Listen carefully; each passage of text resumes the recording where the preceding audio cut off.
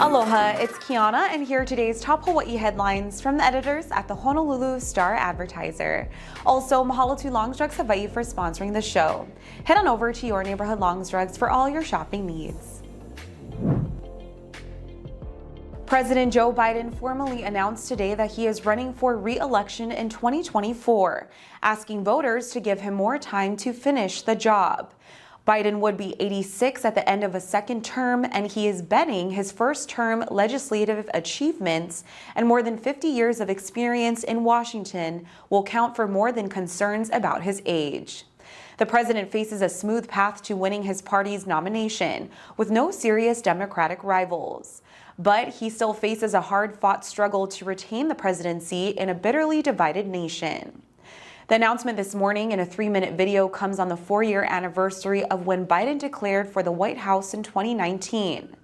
At the time, he promised to heal the soul of the nation amid the turbulent presidency of Donald Trump.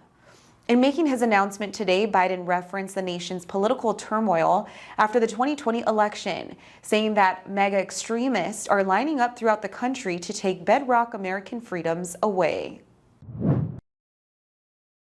Governor Josh Green plans to expand his homeless Kahala Village concept within a month to erect the state's first medical respite, Kahala for homeless people not far from the Queens Medical Center. Green told the Honolulu Star-Advertiser's Spotlight Hawaii livestream program that the Kahala Village would be for 8 to 10 homeless people at a time. He said it would be in my backyard near the governor's residence at Washington Place, as well as Queens, because homeless people who use emergency rooms often end up back on the streets surrounding the hospital. Green said the Kahala Village will also be close to the State Department of Health, which has many resources for the homeless.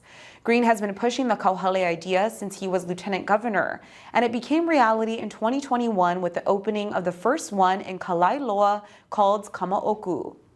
As governor, Green now hopes to create 25 new homeless Kahala across the state with a focus on Oahu's urban core, including one in the Middle Street area. First Republic Bank stock plunged today after it said depositors withdrew more than $100 billion during last month's banking crisis.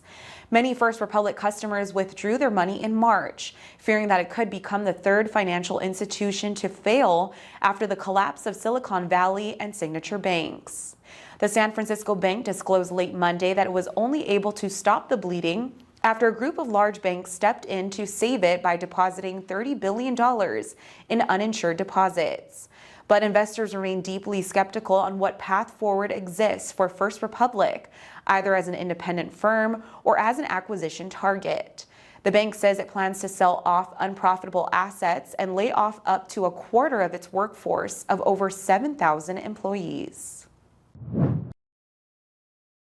The Hawaii Department of Public Safety is seeking the public's help in finding a Laumaka work furlough inmate who fled furlough housing Monday. Milton Kapule fled the housing unit at about 10 a.m. DPS officials said he is 45 years old, 5 feet 7 inches, 150 pounds with brown hair and brown eyes. He is serving time for first-degree robbery and first-degree promoting contraband and now faces an escape charge.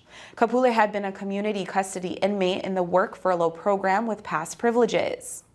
Laumaka is a minimum security work furlough center for community custody inmates who are seeking employment or working in the community.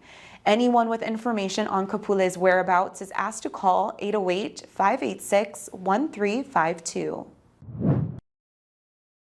Finally, state lawmakers appear ready to repeal a Cold War-era law in Hawaii that allows authorities to impose sweeping restrictions on press freedoms and electronic communications during a state of emergency.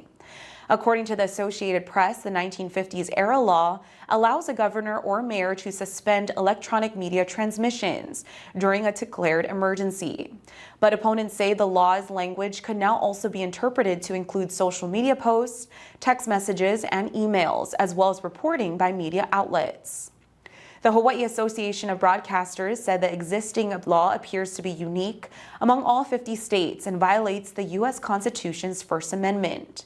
Lawmakers in the State House and Senate have each passed versions of legislation to eliminate the decades-old rule and have a deadline this week to agree on language so the bill can move forward. The law appears to date to 1951 when the Cold War pitted the U.S. against the Soviet Union. There were concerns at the time about radio frequency transmitters being used to identify bombing targets. For more on these stories and all the latest headlines, subscribe to the Honolulu Star-Advertiser. Visit Hawaii's top source for breaking news online at staradvertiser.com and download the Star-Advertiser mobile app. Mahalo, have a great day, and we'll see you back here tomorrow. I was able to earn my master's degree in 6 months at WGU. The competency-based learning made all the difference in the world because I was able to apply what I already know and move through those courses faster.